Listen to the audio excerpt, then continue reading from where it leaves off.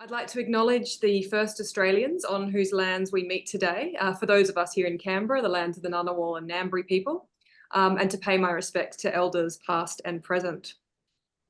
So for those of you who are joining us for the first time, our seminar series is designed to bring together scholars examining how China is shaping ideas and practices of development, both historically and in the contemporary period. We are very grateful to the Westpac Scholars Trust and the Strategic and Defence Studies Centre here at the ANU's Coral Bell School of Asia Pacific Affairs for supporting this seminar series. And my particular thanks to Kian Kumel and Wenting He for their help in organising our seminars this year. So this evening's seminar delves into the question of how China is working to advance its ideas and practices of development within multilateral settings, and in particular within the United Nations and its associated institutions. Support for international development, as we know, has been a key platform, I suppose, for the Xi Jinping government in particular. But how this is actually manifest in China's engagement within the UN and its own development pillar, I think, is an open question. And what the implications are of China's particular approaches to multilateral development cooperation is a question that has been begging further inquiry. So I'm very delighted this evening that our speaker, Dr. Sebastian Haug, is going to draw from a major and very recently published special issue on China-related power shifts at the UN, which he's led together with Rosemary Foote and Max Otto Baumann over the last 2 or 3 years. And that special issue, which has just been published in the journal Global Policy, is available open access, and I think you should be able to find it by either just Googling it or clicking through in the links from the seminar advertisement this evening. In addition to that special issue, Sebastian's also going to draw on his own wider work on China and the Global South and explore not only China's engagement with the UN development pillar over the last 2 decades, but also the rise and fall of UN support for China's Belt and Road Initiative, and how China has in particular used the Policy Transfer Partnership Instrument with the UN as part of its wider South-South cooperation. So I think this evening's seminar really promises to allow us to explore both how China works within the multilateral development order, and also how its interactions with other Global South countries are shaping multilateral development cooperation. We're so pleased tonight to have Dr. Sebastian Haug joining us online from Germany, where he is a senior researcher at the German Institute of Development and Sustainability. Sebastian is interested in the politics of international organizations, in North-South relations and global power shifts. And many of you might be familiar with his work, which has been published in International Affairs, Global Governance, the Journal of International Development, and Third World Quarterly. He draws on his own prior professional experience working at the United Nations in China and Mexico, as well as his work as a visiting scholar in Istanbul, in Mexico, and at NYU. Sebastian, we're delighted to have you here this evening. For those of you that are joining us, just a note that we are recording this seminar. We'll switch that off at the Q&A portion of the evening, however. Sebastian's going to speak to us for about 30 or 40 minutes, and then there'll be plenty of time for questions and discussion. So without any further ado, Sebastian, I'll hand over to you. Great, Amy. Thank you so much. Thank you for the invitation and the generous introduction. I'll share my screen and then we'll get started.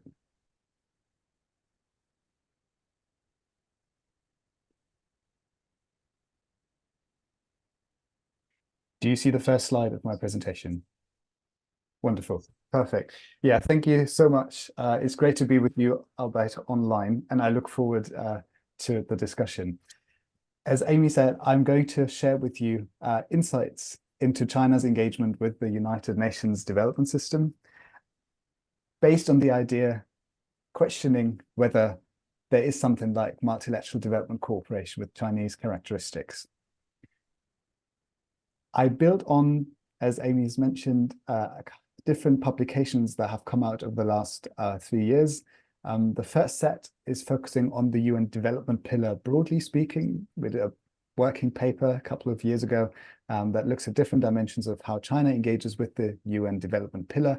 And that was the foundation for an article we published as part of the special issue that Amy just mentioned on power shifts. So this is the broader picture of how does China engage with the UN development pillar. The second set of publications draws on notions of South-South cooperation, triangular cooperation, and the idea of policy transfer partnerships, so that China shares its own domestic development experiences with a growing number of southern countries across the globe, and it does so in partnership, in cooperation with the United Nations system. And again, we published a working paper a couple of years ago, and now a journal article that looks more specifically at what these partnerships mean for global power shifts.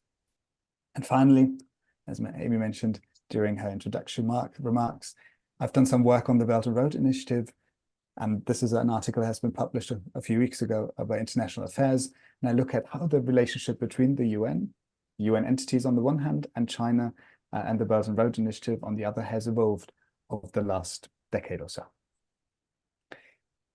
This is the starting point for why we thought it might be worthwhile engaging with China at the UN. As you might have seen, over the last decade, there have been loads of different publications and reports, especially in the US, but also elsewhere, questioning China's engagement with the United Nations, highlighting that China is taking over the UN, that China is a malign force in multilateral cooperation settings, and that the US and Western allies need to react to that, step up to the challenge, and understand better what's actually happening. So what we wanted to do was take this discussion that is mostly happening in policy circles as a starting and reference point to actually unpack in a more systematic way what has been happening across the UN system. And what I'm going to share with you today is mostly focusing on development-related dynamics, but we can also draw on other spheres, peace and security, human rights, culture, and so on in the discussion later on. But that's just to give you an idea of why we thought that was a worthwhile undertaking. The special issue, mentioned by Amy before, was published a few weeks ago by Global Policy. And the main question that has guided us, a team of 17 scholars, is to what extent have there been China-related power shifts at the UN over the last 2 decades? We approach power as a relational phenomenon.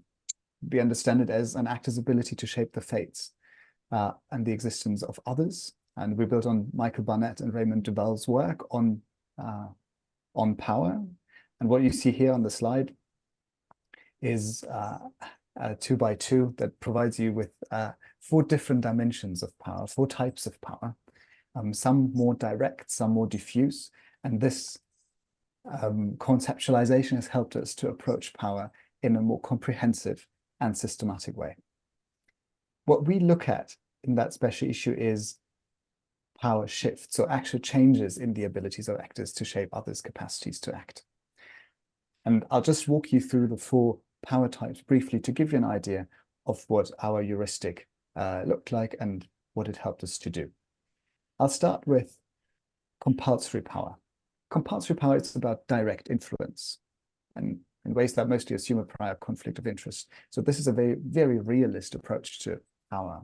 Dahl and others have written about this, the ability to make someone else do something that they wouldn't have done otherwise.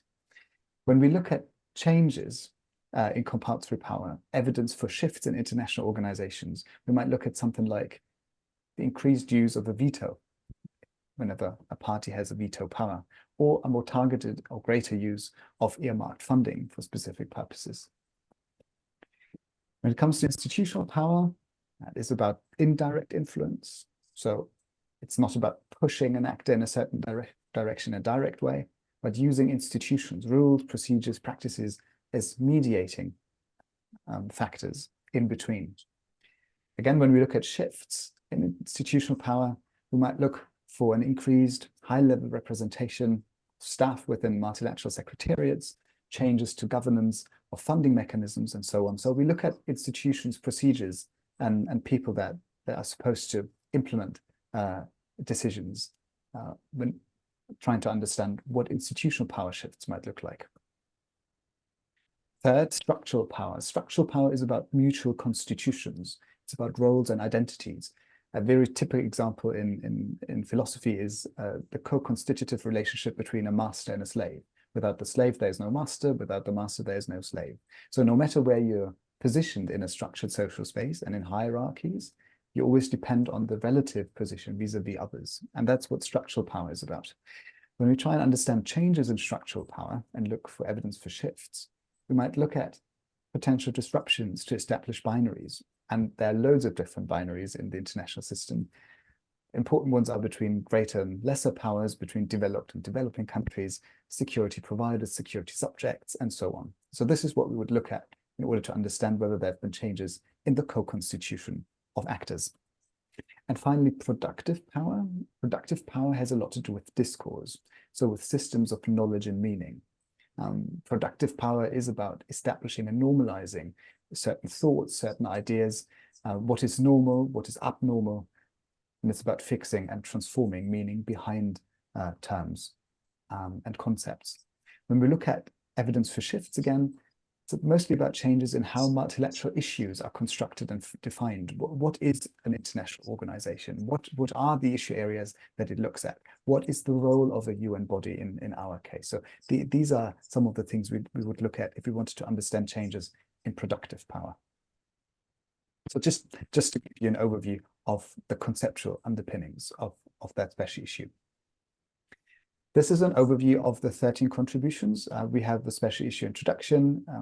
I also together with Rosemary Foote and Max Otto Baumann, where we sort of provide an overall picture of our findings and our conceptual framework. And then we have 12 contributions that look at peace and security, the development pillar, the human rights pillar, 2 pieces on culture-related questions, and then a few contributions that tackle cross-cutting issues, funding, staffing, and engagement with non-governmental organizations. As I said, I will focus on the development-related papers for this presentation, but we can come back to broader questions later on. I want to provide you with a few insights into general topics that came up while we looked at China's engagement with the UN development pillar before I walk you through a power analysis. One thing that has come up time and again is this notion of Chinese language. So for a few years, especially Western diplomats have felt that China is pushing very much to insert certain terms and concepts into UN resolutions. In negotiation settings, they feel that they need to push back against attempts to introduce Chinese language. In the report that we did in 2022, we provided an overview of some of the key terms and phrases, and I've just put one of the examples here on the slide, the famous community of shared future for mankind, or with shared future for humankind. There are different versions, different translations in English language documents, including UN resolutions, to unpack a bit what is behind these terms and references. Because something that we've realized as well is that many Western, but also Southern countries, representatives at the UN, don't really understand what these concepts and terms mean. From a Southern perspective, they're mostly welcomed or accepted because they're not seen as problematic. But as I said, for Western players, they sort of epitomize China's attempt to get more space in the discursive processes in UN negotiations. So this is just an interesting fact when we look at what has happened over the last few years, something that wasn't there 20 years ago. The Chinese language is more visible. For some, just as a phenomenon to be followed, for others, a problem. When we look at UN documents, especially UN entity documents, so reports and other publications, we actually see very little Chinese language. So the established processes in terms of report drafting and dissemination don't really pay much attention to Chinese language. This seems to be limited to negotiations and that pushback by Western actors. This is why also in UN resolutions, we don't see many examples of Chinese language being reflected. And this is also the case for UN entity documents. So far, a lot of talk, especially among Western diplomats, that find it problematic, but we see little evidence in UN documents themselves. And then we looked at China-specific UN documents, so especially related to the presence of UN development entities in Beijing and China more broadly, because they set up together, the host government, China, together with UN entities, they draft program country documents. where they outline what the cooperation between the UN entity in question and Chinese counterparts should look like. And in these documents, we see no rights-based language and no references to civil society, which is interesting because both rights-based language and references to civil society are normally a cross-cutting feature of how UN entities set up their cooperation frameworks with member states on the ground, so-called program countries. So this is just, again, an interesting observation that Chinese ministries or counterparts manage to leave out parts that they don't want to see in how they cooperate with the UN. And that's something that wasn't there 20 years ago. A second theme is China's leadership approach. As you might know, at some point, China was heading 4 of the UN specialized agencies, more than any other UN member state. These times have gone. There's only one director general in a specialized agency from China remaining, and that's at the Food and Agriculture Organization. Wu Hongbo was the leader of DESA, the Department of Social and Economic Affairs at the UN Secretariat, one of the most high-ranking Chinese officials in the UN system. And again, from the perspective of Western players, there have been doubts about whether Chinese nationals are impartial when they're working for the UN system. And one quote that is often mentioned is that by Wu Hongbo that you see on the slide. I just read it out loud. As a Chinese international civil servant, when it comes to Chinese national sovereignty and security, we will undoubtedly defend our country's interests. This is something he said after he left office. And there are a few other examples that Western representatives often point to when they say, oh, yeah, with Chinese and the UN system, you never know whom they're working for. You also have these doubts about other country nationals, but in the case of China, it's seen as particularly problematic from a Western perspective. Now, when it comes to due process, inclusiveness, and hierarchies within organizations, again, Western countries have raised doubts about how Chu Dongyu at the FAO, the Food and Agriculture Organization, implements his duties as the head of a UN specialized agency. When we looked at how people at FAO itself perceived Chu Dongyu, we saw a quite differentiated landscape. So people in the senior management, so just under the Director General, especially individuals from a Western background, felt that his hierarchical style was highly problematic because it undermined established practices of just bringing everybody in and discussing things in a more open manner. The lower ranks at the FAO, at least most of whom we talked to, didn't find this particularly problematic because they felt that he was quite approachable. He was a good leader. He was interested in strengthening the organization. So again, it really depended on whom you talk to, whether Chu Dongyu's style was seen as problematic or as supportive of the organization's goals. When it comes to multilateral diplomacy and China's alliances, quite a few UN bureaucrats told us during interviews that they feel that China hasn't really reached that point of being a real superpower. Some of them called China an immature superpower. Now, what that means for them is that China is not yet at the point where the US is in terms of taking the gloves off and being very clear and outspoken about pressuring UN entities into doing stuff the US wants to do. In China's case, many UN officials feel that China is still a bit more reluctant, still a bit more cautious when it comes to interacting with the UN. China says more and more openly what they want and what they don't want, but they're not at the level of the US. So in that sense, immature superpower is a quite positive way of saying that China is still more restrained in trying to exercise its compulsory direct control over UN entities. In terms of alliances in the UN development pillar, the group of 77, the grouping of developing countries, self-identified developing countries at the UN is key. The group currently has 134 members, so the vast majority of UN member states are part of the group of 77 that provides China and others with a very strong alliance in development-related negotiations.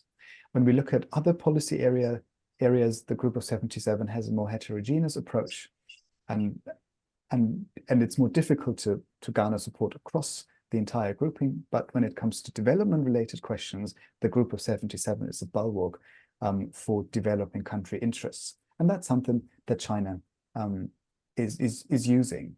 And it's using it in interesting ways, because you hardly ever see China speaking out on behalf of the G77.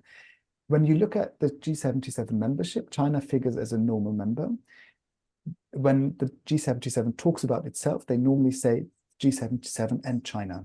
So underlining that China is sort of part of them, but is special. Many say that China is a leader of the G77, but it does so from behind the scenes. In UN negotiations, either the official negotiations or informals, stuff that happens behind the scenes, it's normally other countries that speak on behalf of the grouping and also on behalf of China. Pakistan is a good example. The permanent representative of Pakistan in New York is someone who's very outspoken, who's very confrontational, and who seems to enjoy this position of speaking for the developing world. And that's just one example where China leaves the space to others and manages stuff from behind the scenes. A recent key event and key phenomenon, a key framework for China's alliance building at the UN when it comes to development questions is the Global Development Initiative that was announced in 2021 by Xi Jinping at the General Assembly. The Global Development Initiative, and I'll come back to this in a minute, is a very broad framework and is seen by many as a test bed to see whether China has enough power to mobilize multilateral development alliances. There's now a group of friends with roughly 70 member states supporting, explicitly and officially supporting, China's Global Development Initiative as a contribution to implementing the Sustainable Development Goals. So this just, again, as a brief overview, that in terms of diplomacy and alliances, quite a few things have happened over the last decade or so. Now, when we try and approach all this through a power shift lens, I'll start with compulsory power to give you an idea of how we link empirical evidence with our conceptual framework. Compulsory power, as I said earlier, is about direct controls, about threats and pressure. And we've seen a few instances, examples of pressure. And one of the examples is the 2019 election of Chu Dongyu as FAO Director General. There is evidence that China tried and convinced southern countries to vote for its candidate by promising development aid, talking about debt relief.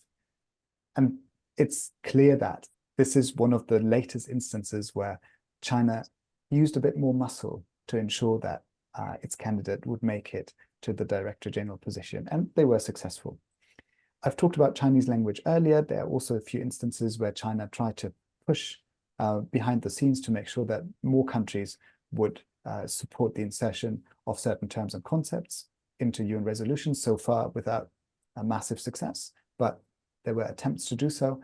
And the Belt and Road Initiative is a good example for how China has tried to get itself a foot in the door of UN processes, but there are also visible limits to Chinese influence vis-a-vis Western dominance. And I'll just take you now into the world of the BRI-UN relationship to illustrate this and discuss it a bit. This piece on the BRI and the UN is entitled Mutual Legitimation Attempt for the United Nations and China's Belt and Road Initiative. The starting point for this investigation was the following observation: that when we looked at UN documents over the course of roughly a decade, we saw that from 2016 onwards, there was a rise in references to the Belt and Road Initiative. That peaked, however, in 2019, and from 2020 onwards, there was a sharp decline of references to the BRI. So my question was why? What has happened? What helps us to understand this dynamic? And is it a dynamic that also plays a role beyond these reports we looked at? So I took a look at formal agreements between China and the UN that are BRI related, and I found roughly a similar pattern. There was an increase from 2016 onwards and then a decline. Well, there are loads of reasons for this, because if you set up formal agreements between UN entities on the one hand and the BRI on the other, at some point all UN entities have signed an agreement, and you don't need to have more and more agreements if everyone's covered, so to say. But then I looked at projects and initiatives with an explicit link to the BRI, and there I identified a similar pattern, an increase and then a relatively sharp decline, so that as of today or as of 2023, there are no new projects or initiatives with a BRI focus that have been initiated. And I did a similar analysis of instances of publicly visible engagement, so statements by UN officials, official participation in BRI-related events. And again, a roughly similar trend, that we saw an increase and then a decline, so that as of today, hardly anyone within the UN system mentions the BRI, speaks out, or participates in BRI-related meetings. So why? Why did we see that increase and then that decline? From a conceptual perspective, I focus on intergovernor legitimation attempts. So the main question here is, do global governors attempt to mobilize relations among them? So in this case, between the BRI and China and, on the one hand and the UN on the other, for legitimation purposes. Legitimation is about support by relevant audiences. Do relevant audiences think that an institution, an actor, is important, relevant, and legitimate in the sense that they have a right to exercise the role they're exercising? So I look at different potential legitimation relations between global governments and focus on mutual legitimation attempts. And this is why the article is called Mutual Legitimation Attempts, because what I find through interviews and internal documents is that when this whole thing started, when the BRI was set up in 2013 and when UN member states adopted the 2030 agenda, both the UN and China thought that it was a good idea to join hands. For the UN, it was clear that after the financial crisis in 2008, 2009, where many Western donors started reducing the amounts of official development assistance, the UN system realized that they needed alternative sources of income and support. So China was an obvious candidate. For China, it was good that, based on the backlash that the BRI had experienced in different parts of the world, that having the UN on board sort of as a blue flag flying over BRI projects was helpful in terms of strengthening its image as a good global player in the eyes of its global audiences. So on both sides, there were interests in joining hands to be seen as a relevant player, a good player in the case of China, and a still relevant player in the case of the UN, because China, as a key member state, was supporting UN development work. Now, this explains to a large extent why we had this increase in memoranda of understandings, projects and initiatives, official statements, and so on. Both sides were interested in joining hands and showing the world that they were collaborating. Now that the turning point, the fall of UN-BRI relations, is related to another dynamic. And that is a lot that has to do with funding dynamics. The United States is still the most important contributor by far to operational activities for development within the UN system. These are numbers from 2020, but we see a similar picture with 2022 and the latest available figures. So almost a third of all funding for development-related work at the UN comes from the United States. And as you see on the slide, other key players are all Western countries. China figures right here at the bottom of this list with less than 2% of all contributions to UN development work. This means that without the US, the UN development system can't function. China doesn't play the same role. So what happened is that from 2020 onwards, Western representatives grew increasingly wary about the UN supporting BRI for obvious geopolitical reasons. There were discussions behind closed doors at the UN in New York and in loads of different settings where Western countries stated towards UN officials that they should stop or reduce their support for the BRI because the BRI was seen as a geopolitical, geoeconomic, bilateral tool for China to expand its influence. And that got to a point where at UNDP, the UN Development Program, US representatives told the management that if they continued working on the BRI, the US would stop funding UNDP. And then UNDP dismantled their team working on the BRI and adapted its cooperation with China accordingly. China wasn't very happy about this, but they sort of accepted it because they understood what the general framework and context for this decision was. So that just as an illustration to say that there have been changes in terms of China being more proactive and trying to engage more with the UN system, pushing for the BRI, pushing for it to be reflected in UN documents and in collaboration activities, projects, initiatives, and so on. But Western dominance is quite pronounced when we look at the overall picture in the UN development pillar. That was about compulsory power. In terms of institutional power, we see an increase in agenda setting from the Chinese side. So pushing for its own topics it cares about. But so far, we don't observe system-wide shifts. We see an increase in voluntary contributions to UN development work, and we see an increase in Chinese staff across the UN development system, but both start from a very low level. And I'll just illustrate this with a few graphs. When we look at China's contributions to the UN system, we see that there's been a massive increase over the last 10 years, but that increase is mostly due to an increase in assessed contributions. Assessed contributions are membership fees. That basically means that every country has to pay a certain amount of money every year to the United Nations based on a formula that all countries have agreed on. If your GDP rises over a certain amount of time, this means your membership fees increase. So China has to pay more as a function of its economic growth. So there's not much it can do about it if it accepts the overall system. Now, voluntary contributions are provided at the discretion of member states. They don't have to provide voluntary contributions, they can. And they come in two forms. Either they are earmarked, so they come with a pre-specified purpose, or they are non-earmarked, they're core contributions, meaning that they're provided to UN entities and UN entities can do with them what they want. What we see is that the increase in voluntary contributions by China has been incredibly limited.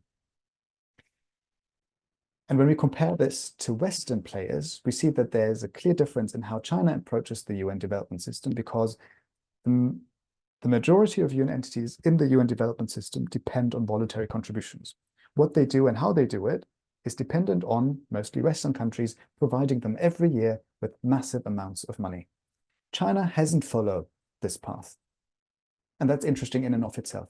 It appears that China's approach to doing multilateral development work is not via voluntary contribution, or at least to a very limited extent.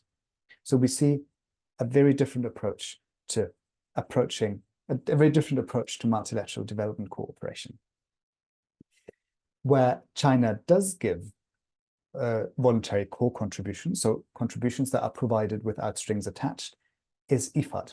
IFAD is the International Fund for Agricultural Development based in Rome. And the interesting thing about IFAD is that it has two hats. It is an international financial institution and a UN specialized agency.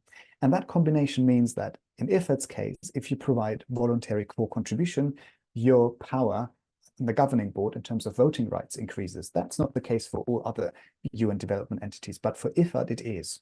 Meaning that when China sees that a direct increase in voting rights is related to voluntary core contribution, it provides these voluntary contributions.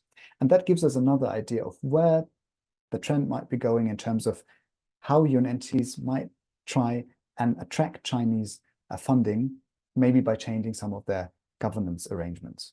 But just again, this is the current picture, and the case of IFAD is quite interesting here. When we look at UN development expenses in China itself, so the money that comes from UN headquarters and other sources to fund what UN entities are doing in China domestically, we see again a few interesting trends. I just want to focus on the point of local resources here. Local resources is money provided by the government in question, the host government, to UN entities. So You have a UNDP office, a UNICEF office, a UNFPA office in Beijing that are supposed to support the Chinese government, line ministries with their work domestically.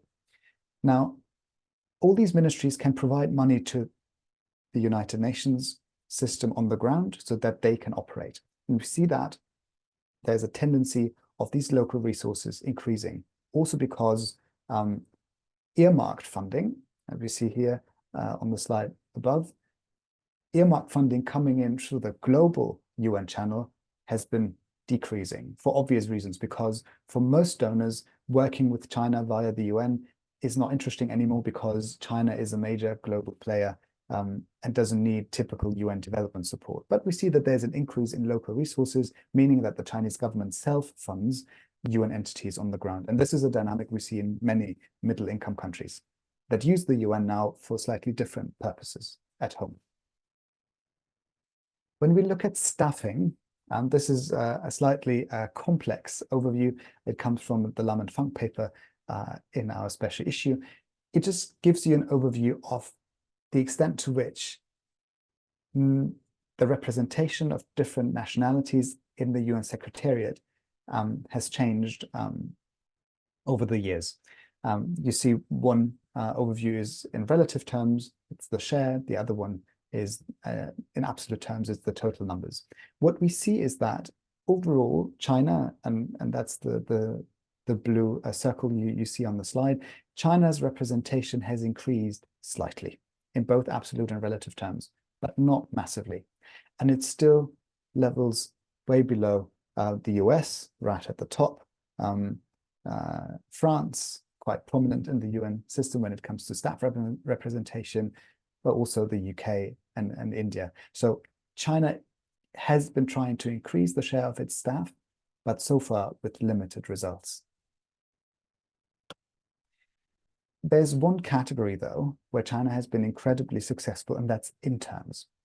So over the last years, and this is data, the latest data from 2019, but I think the dynamics have continued that way. China is the one member state across the UN system that has managed to send the largest number of interns to different UN entities. And that gives us an idea of China trying to make sure that it prepares a workforce that understands the UN system and is then able to also join the ranks of UN staff later on. And in the Lam and Funk paper, in our special issue, there's a broader discussion about how China is trying to do this and some of the impediments, because China, from an official perspective, still focuses very much on patriots, love for the motherland, that is an important feature of individuals supposed to work for the UN, and that doesn't really work with how the UN system recruits its staff. So again, this was about the institutional dynamics, staff representation, voluntary contributions, and we talk about the agenda setting part now when we move to structural power. So just as a reminder, structural power is about co-constitution. So roles and positions in structured social space, different powerful players, less powerful players, but all needing each other in that structured space that is a multilateral organization like the UN. We see that China has a very unique dual position. It is a great power. It is a convener. The Global Development Initiative is a good idea, a good example for that. It is a part of the Permanent Five. It's a great power within the UN Security Council, and that has implications for its standing across the UN system. So it's a big player. On the other hand, it also underlines time again that it's still a developing country, and it's part of the G77 as the Developing Country Alliance. China is still a middle-income country, and it uses this position of being on the developing side of things, as well as being on the great power side of things in very creative ways. And this is a position that no big player shares. Russia is not a typical developing country, or Western players can't say that they're part of the global South. So this is something that China has and uses in different ways. And in terms of the structural position of the UN itself, we see that China's engagement pushes the UN towards a slightly different role in how it interacts with member states. And this is where I take you into the realm of South-South cooperation and policy transfer partnerships. These South-South partnerships that China has set up with the UN, and many other countries have also set up similar partnerships, but China is the most prominent case. The focus here is to look at domestic policy experiences, so what has worked in terms of poverty reduction, for example, and then package these development solutions and export them to other countries that might be interested in understanding what's been happening in China, but also were just interested in collaborating with China and learning from it. So it's a very concrete instrument for shaping international cooperation flows beyond North-South aid. And that space of South-South cooperation has been expanding over the last decade, last 15 years. At the same time, it's also a mirror of changes in the global geographies of power. So we see that what counts as development expertise today, it's different what counted as key development expertise 20 or 30 years ago. So China as a Southern role model is much more visible and much more important in the multilateral development space than it used to be. And we see that also in the case of Brazil, in the case of India, sometimes in the case of Mexico and others, but China is definitely the key player when it comes to Southern countries trying to understand what another developing country has done in order to escape the poverty track, or in order to develop, or in order to strengthen its institutions. I draw on these two papers that I mentioned earlier, that in the working paper, we did a more extensive analysis comparing Brazil and China in how they use these South-South and triangular arrangements to transfer policies across the South. And in the contribution to the special issue, we have a more detailed and systematic look at what all this means for power shifts. This is a detailed slide. You might not be able to see every little detail, but the main story here is that when we look at the timeline of China-UN partnerships for policy transfer, we see that it started in the 1980s with UNDP, the Food and Agriculture Organization, then came on board in the 1990s, but it's really the 2000s where stuff started moving. So we now have a long list of different programs, centers, initiatives where different UN entities support the Chinese government in transferring its policy experiences across the developing world. And this is a list of the 18 different mechanisms that we've identified. As I said, it's different types of projects, programs, or centers.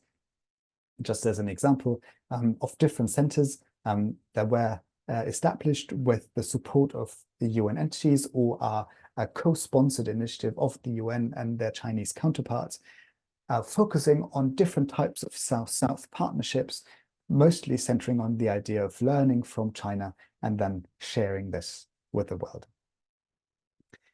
In terms of the policy focus, we did a mapping of which policy areas are particularly prominent in these partnerships, and there's one that stands out, and that is agriculture. So we have the three Rome-based agencies: the Food and Agriculture Organization, the International Fund for Agricultural Development, and the World Food Programme. And these three entities are key for how China engages with UN development work. Agriculture is interesting because there's a lot of interest from southern states to learn more about how to do agriculture better. And that ranges from nutrition systems, food security, to agricultural productivity. And these three players are quite important in terms of China's footprint in the UN development system and these policy transfer partnerships. And there are quite a few interesting examples of China not exercising direct pressure, but just by the fact of having trust funds with these different UN entities, China can push cooperation dynamics in a certain direction, because all of a sudden there's money for something. And China says, well, you IFAD, you FAO, you WFP, you can work with different developing countries on specific issue areas, but we sort of define in what direction this goes. We have a set of agricultural technologies we want to share. It's about increasing agricultural productivity often. And we have a certain set of countries we want to work with. They're interesting patterns that most countries that FAO works with under their South-South cooperation program that it has with China have strong bilateral links with China, free trade agreements, and so on. So that this is a clear mechanism for directly controlling how UN development work unfolds, with whom and under what conditions. That was on structural power, and now we move on to productive power. Productive power, as I said earlier, is about producing meaning, fixing meaning, about the discourse and knowledge around it. And building on what just said in terms of agriculture, we see that the notion of development that China's multilateral cooperation pushes for is slightly different from the understanding of development that many Western countries push for, or also other southern countries embrace. We see, for example, that when it comes to agriculture, it is not about, say, school feeding or social aspects of what food security means, but it is about agricultural productivity. It's about the economic side of things. It's about technologies that improve harvests. It's about trying to make sure that China has something on offer, Chinese private sector companies, for example, that can help other countries to improve their agricultural processes. So it's just a minor example of a slight change in what development is about. When we look at the Global Development Initiative, we see that it is framed as an alliance, a program, an initiative that supports SDG implementation, the Sustainable Development Goals. But if we look at which SDG areas are mentioned, one SDG is missing, and that's SDG 16. So the one that focuses on justice, institutions, and the rule of law. So it's sort of what the GDI puts forward is sort of a subset of the SDGs, what development with Chinese characteristics looks like. When China looks at the SDGs, some things matter more than others. And that's the same for most other countries. For example, when it comes to infrastructure, China has invested a lot in terms of infrastructure. Many Western countries have invested very little. So we see that there is a Chinese way of approaching the 2030 agenda as the all-encompassing framework for multilateral development work. We see also southernization tendencies that more and more Western countries have realized that if China works a lot on infrastructure and economic development, they also need to do something like that. And we see attempts within the Group of Seven, within the European Union with their Global Gateway Initiative. Australia has been part of some of these processes as well, of sort of countering China and using what they've been doing in terms of infrastructure and investment to put forward an alternative Western approach to these questions. And as I said earlier, there are efforts underway to push for Chinese language, so far with limited effects. But overall, we see attempts, and we see that beyond the development sphere as well, that what human rights are, what security is, China has a slightly different understanding of some of these ideas, and it tries to push them. And it's all embedded in these broader question of what is a universal multilateral organization? What are universal human rights? What is the right to development? How important is it vis-a-vis political and civil rights? So there are big questions to be asked. What if China becomes more important, the UN system will look like? So this gives you an overview of how we've used the different power lenses to unpack different dynamics and aspects of China's engagement with the UN. Overall, we see that China's engagement with UN development work has increased but remains moderate and sometimes modest. So China hasn't been taking over the UN development pillar, and I showed you the financial dynamics early on. So the UN development system is still very much dominated by Western donors. China's engagement puts a strong emphasis on selected arenas and specific topics. So it's not this overall approach of just, funding every organization a bit or being everywhere, but it's about specific issues. As I said, agriculture is important, but also questions of digitalization and big data are important. At the Department of Social and Economic Affairs at the UN Secretariat, for example, that is headed by a Chinese, at FAO as well. So we see different entities and different issue areas where China is more present than in others. Whereas most Western countries, they have their priorities and preferences, but they have a broader approach to supporting the entire UN development system. Also, China is taking a long-term approach to expanding its influence. And that is mostly related to the fact that many Western countries have these short election cycles. And again, this is maybe an outside perspective, but China's engagement, when we look at the interns, when we look at funding levels, it almost seems like China knows that it's going to be there and it's going to be an important player, and it has enough time to figure out what that means. So it's little steps. IFAD is a good example. China decided to increase its core contributions to IFAD, and now it's that. It hasn't expanded that model to other UN entities. It waits and sees how things go. And this is something that again, distinguishes China's approach from a Western approach that is much more, okay, now we have this our fiscal year, now we have money, let's give it to these UN entities. If we want to set up an initiative, it needs to be done in 2 years' time because then a new government is in power. So it's from a longer term perspective that China seems to engage with the UN development pillar. And that also means that some of the implications of its changed approach take longer to materialize. And finally, as I said earlier, what is really unique is China's dual position. And that has potentially a massive impact on how UN development work unfolds if you have a key player that is not confined to just being a donor or just being a recipient, a program country, but can move between these roles and can do both. And the South-South and triangular mechanisms are a good example for how this can be used for loads of different purposes, both intra-UN dynamics, but also stuff that happens beyond the walls of the UN when it comes to bilateral relations, investment infrastructure projects that have nothing to do with the UN, but where UN work can support Chinese interests. And this is my last slide. What does all this mean then for Chinese characteristics in the UN development work? We have this slightly amended focus on what development is. And of course, there is a lot happening beyond China's engagement, but again, it's about trends. And that's something that is more visible now than it used to be. The same goes with alliances. The G77 were always an important player in UN development work, but with China being more important, expanding its clout, the G77 has more weight. There are also internal problems, and that's something that is hardly seen from the outside. So China is sort of joining the ranks of the big powers, meaning that it has different interests when it comes to debt relief, for example. So this coherence among the G77 is also put under pressure, but mostly when it comes to negotiations in UN executive boards and the UN General Assembly, China can build on a very strong majority. The policy transfer partnerships I mentioned earlier are an example of how Chinese representatives imagine the UN's role. For China, the UN is key as an intergovernmental space, but UN entities as such, the UN system as such, is less important as a player, as an independent player.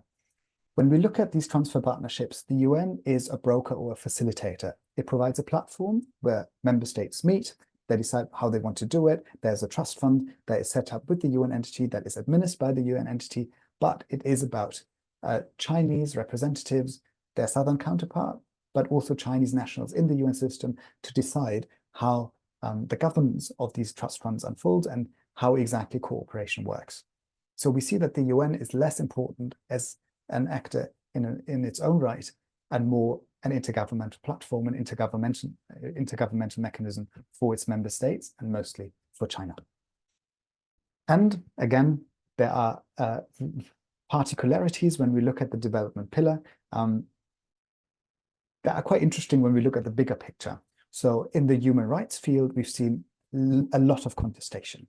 So in loads of different ways, we can talk about this later if you want to, but there's a strong feeling that China is challenging Western hegemony. China is challenging the idea of universal rights, of Western dominated rights. And we see some of these dynamics playing out in the peace and security field as well, where China has been pushing for a more state-based understanding of security. In the development field, because of China's dual position as a developing country and a great power, there's a lot of understanding for China's role. UN entities are happy that China is supporting them more actively because they fear that China could also walk off and support other development-related bodies. But China is still invested in UN development work, and they appreciate that.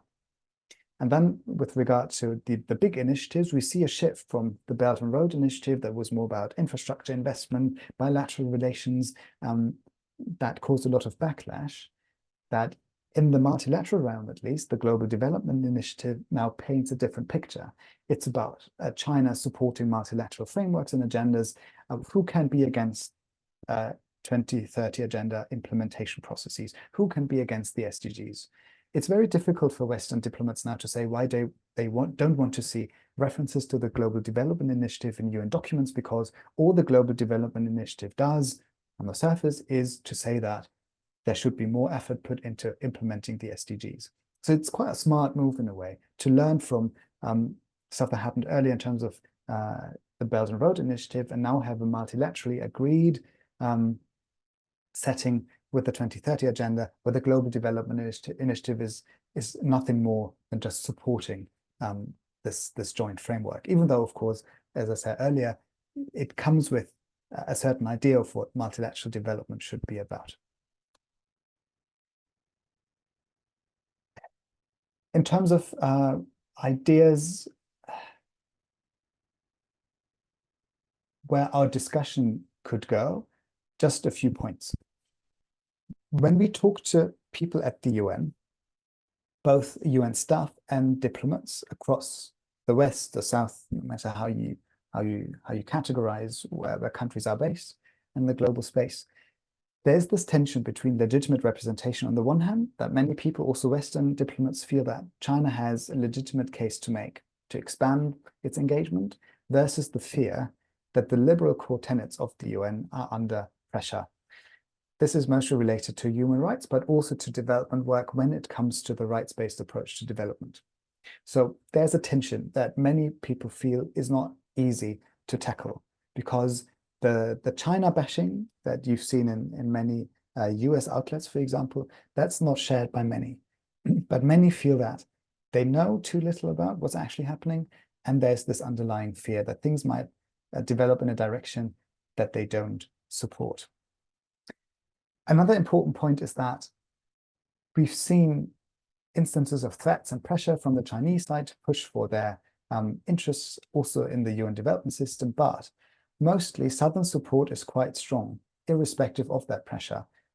Not only because people feel that China is a key role model or has a lot to share with the world, which it does, but because it is the key voice against the Western-dominated status quo. And I think especially over the last year or so, or maybe over the last 2, 3, or 4 years, we've seen in global media, but also in multilateral discussions, this growing sentiment that a Western-dominated world order is problematic.